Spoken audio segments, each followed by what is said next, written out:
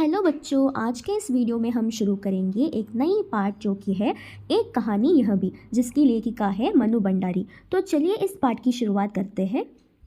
लेखिका मनु भंडारी बताती है कि भले ही उनका जन्म मध्य प्रदेश के बानपुरा गांव में हुआ था, लेकिन उनके बचपन की यादें अजमेर के एक 2 मंजिला मकान से जुड़ी है। 2 मंजिला मकान मतलब 2 फ्लोर वाले एक मकान से।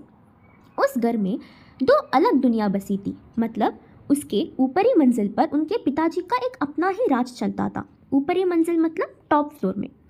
तो टॉप फ्लोर में लेखिका के पिताजी अस्त व्यस्त फैली किताबों, अखबारों यानी न्यूज़पेपर्स और पत्रिकाओं के बीच बैठकर या तो पढ़ाई करते रहते थे या बच्चों को डिक्टेशन देते थे। वहीं नीचे के मंजिल में यानी ग्राउंड फ्लोर में उनकी माँ रहती थी, जो पढ़ी लिखी तो नहीं थी लेकिन बहुत सीधी और सहनशील थी। माँ का सुबह से शाम तक बस एक ही काम रहता था, पति की हर आज्ञा का पालन करना और बच्चों की हर ज़रूरत का ध्यान रखना। तो लेखिका बाद में अपने पिताजी के दिन के बारे में बताती है जब वे इंदौर में थे। अजमेर आने से पहले मन्नू जी के पिताजी इंदौर में रहते थे। वे दिन उनके जीवन के सबसे शानदार दिन थे। समाज में उनका बहुत नाम, इज्जत और रुतबा था। वे सिर्फ बातें ही नहीं बनाते थे बल्कि सच में लोगों की मदद भी करते थे। उन्होंने 8-8, 10-10 विद्यार्थियों को अपने घर में रखकर पढ़ाया है, जो आगे चलकर बहुत बड़े बड़े ऑफिसर बन गए थे। उस समय वे जितने दिलदार और कोमल स्वभाव के थे, उतने ही स्वाभिमानी और गुस्सेलू भी थे। लेकिन जीवन हमेशा एक जैसा नहीं रहता। इंदौर में पिताजी को व्यापार या आर्थिक मामले में एक बहुत ही बड़ा झटका लगा, जिससे उनकी सारी संपत्ति चली गई और उन्हें अजमेर आना पड़ा।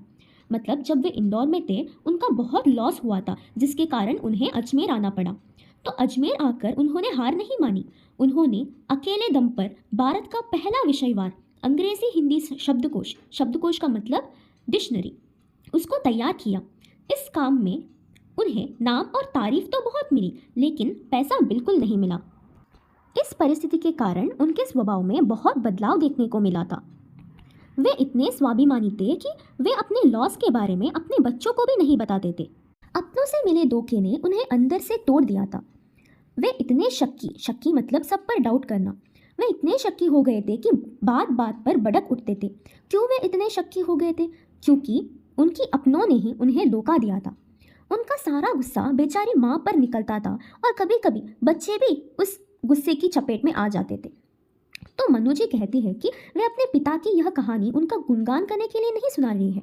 वे तो बस यह समझाना चाहती है कि इंसान जिस माहौल में बड़ा होता है, उसके माता पिता की अच्छाइयों और कमियों अनजाने में ही उनके स्वभाव का एक हिस्सा बन जाता है। मन्नू जी अपने बचपन के बारे में बहुत खुलकर बताती है। वे कहती है कि बचपन में वे काली, दुबली और मरियल थी। मरियल मतलब बहुत कमज़ोर थी, जबकि उनके पिताजी को गोरा रंग बहुत पसंद था। गोरा रंग मतलब फेयर स्किन। मन्नू जी से 2 साल बड़ी उनकी बहन सुशीला खूब गोरी, स्वस्थ और हंसमुख थी। पिताजी बात बात में मन्नू जी की तुलना उनकी बहन से करते थे और सुशीला की तारीफ करते रहते थे। इस तुलना ने मन्नू जी के मन में बचपन में ही एक गहरी हीन भावना बैठा दी थी। हीन भावना का मतलब है इंफीरियोरिटी कॉम्प्लेक्स। इसका असर यह हुआ कि आज इतनी बड़ी लेखिका बनने और इतनी तारीफ पाने के बावजूद भी जब भी कोई उनकी उपलब्धियों की प्रशंसा करते हैं तो वो संकोच से सिमट जाती है और उन्हें अपनी ही सफलता किसी मेहनत से ज़्यादा बस एक तुक्का लगती है।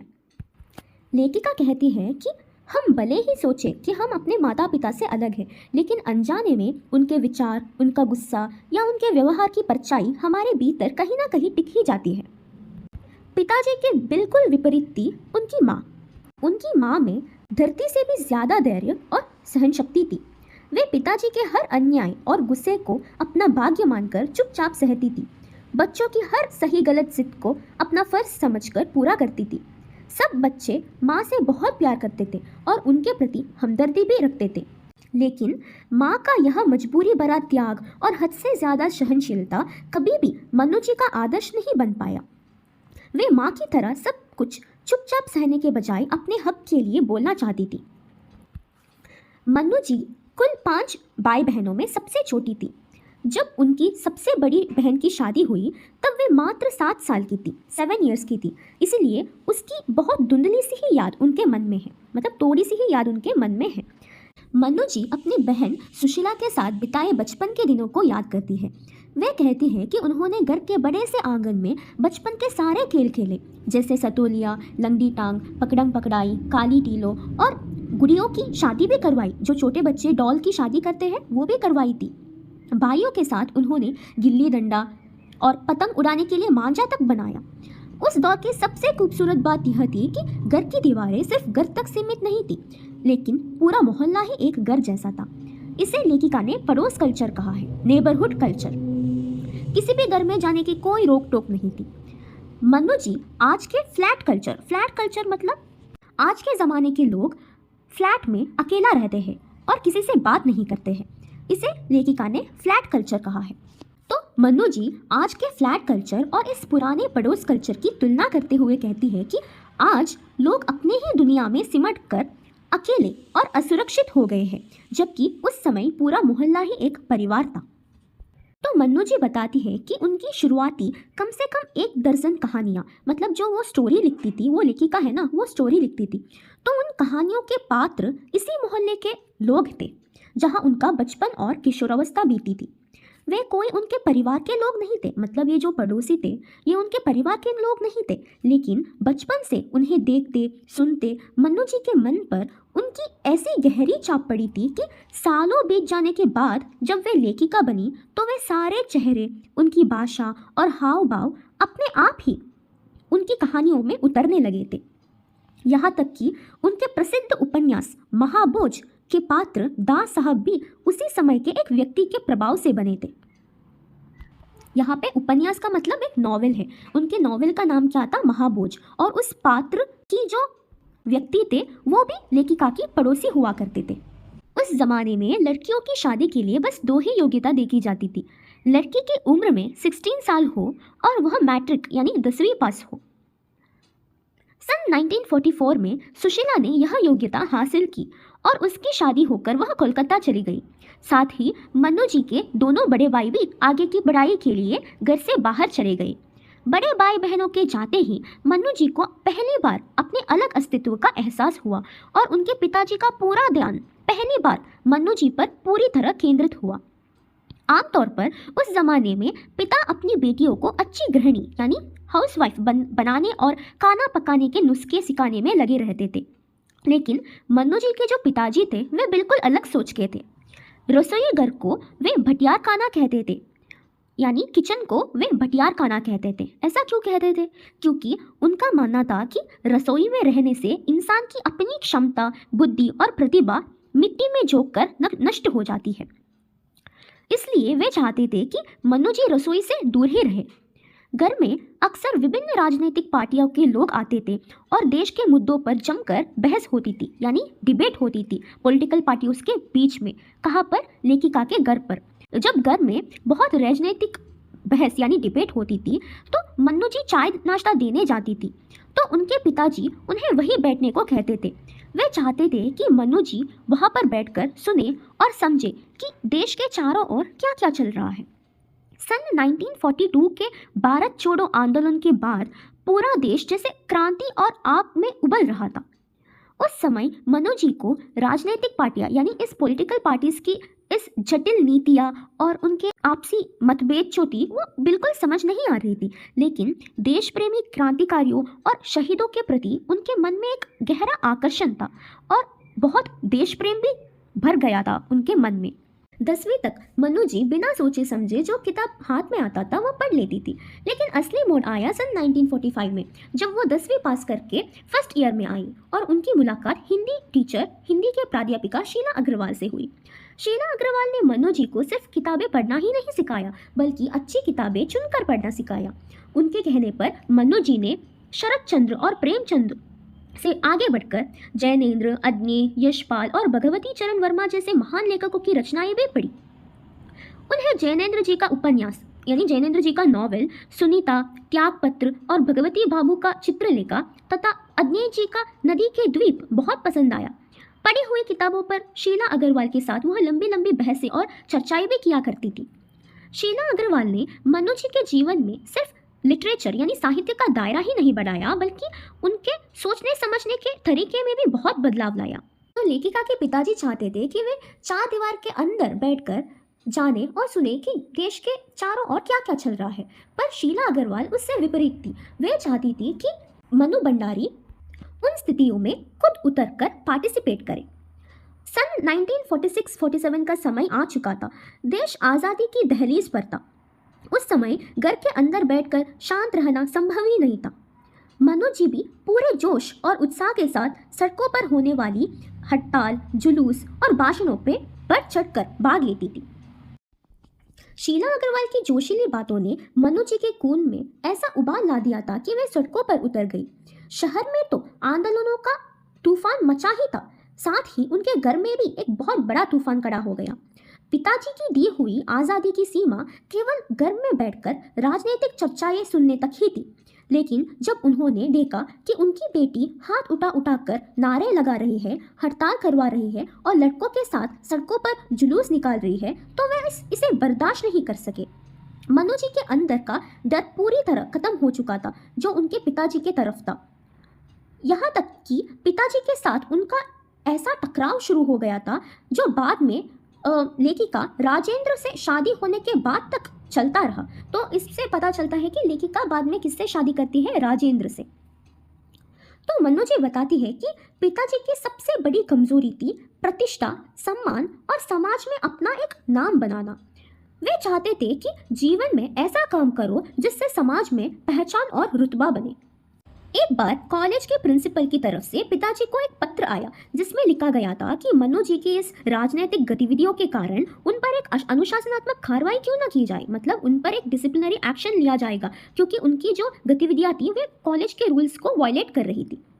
पत्र पढ़ने के बाद पिताजी आग बबूला हो गए और चिल्लाने लगे, यह लड़की मुझे कहीं मुंह दिखाने के लायक नहीं छोड़ेगी, पता नहीं वहां जाकर क्या क्या सुनना पड़ेगा।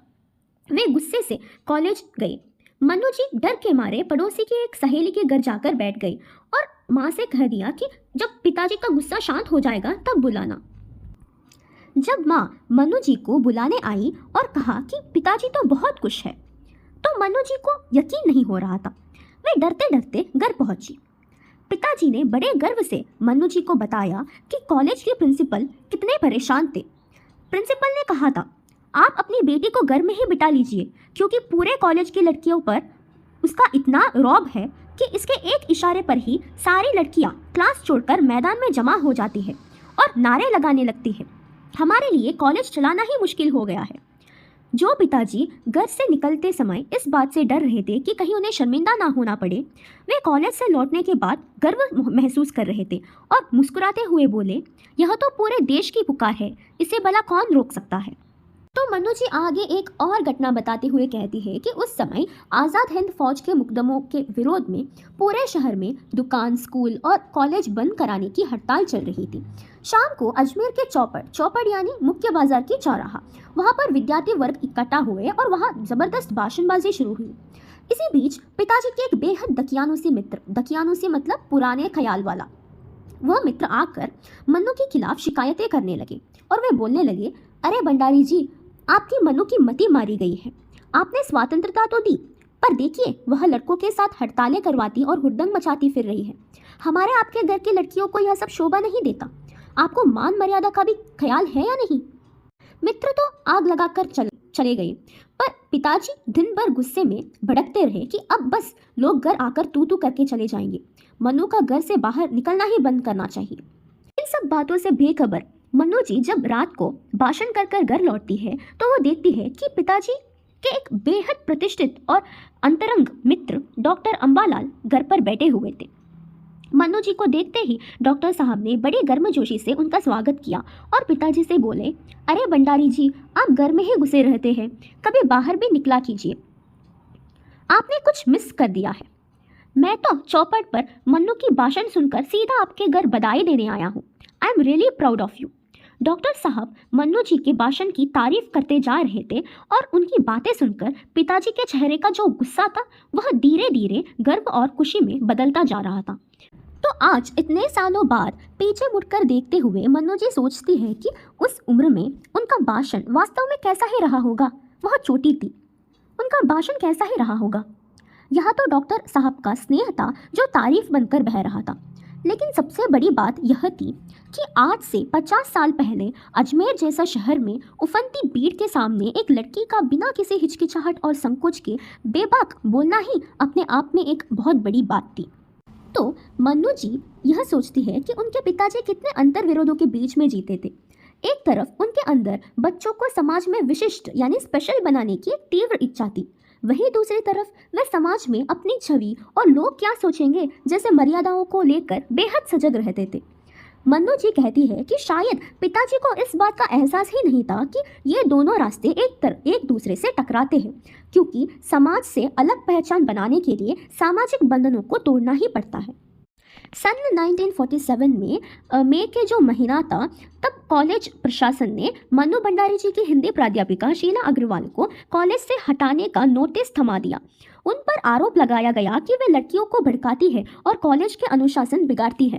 कॉलेज से बाहर निकाले जाने के बावजूद मनु जी और उनके साथियों ने बाहर रहकर ऐसा ज़बरदस्त आंदोलन और प्रदर्शन किया कि कॉलेज प्रशासन को झुकना ही पड़ा। अगस्त के महीने में आखिरकार कॉलेज वालों को 3rd ईयर की कक्षाएं दोबारा शुरू करनी पड़ी। यह छात्राओं की बहुत बड़ी जीत थी, लेकिन इस छोटी सी जीत की खुशी बहुत जल्द ही बहुत बड़ी और ऐतिहासिक खुशी के सामने फीकी पड़ गई। तो वो कौन सी इतनी बड़ी खुशी थी? वह थी 15 अगस्त 1947, जब भारत को आज़ादी मिली।